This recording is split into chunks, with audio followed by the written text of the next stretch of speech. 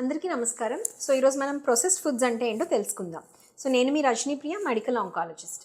So ముందుగా process foods గురించి తెలుసుకునే ముందు unprocessed or minimally process foods అంటే ఏంటో తెలుసుకుందాం.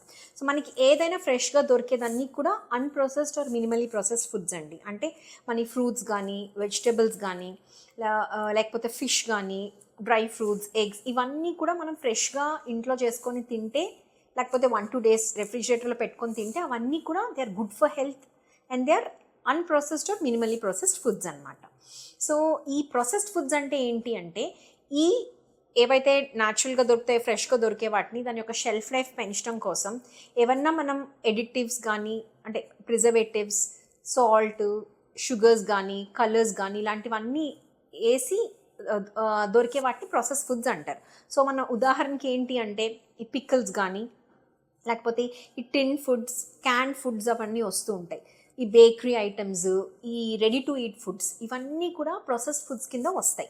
సో ఇవన్నీ అసలు హెల్దీ కాదండి, ఎందుకంటే they contain lot of salts, saturated fats, sugars which are not at all good for health. ఇవి తినడం వల్ల మనకి క్యాన్సర్ రిస్కే కాదు, బీపీ పెరగడం కానీ, ఒబీస్ అవ్వడం కానీ, హార్ట్ అటాక్స్ రావడం కానీ, ఈ రిస్క్ అన్నీ కూడా చాలా చాలా పెరిగిపోతూ ఉంటుంది.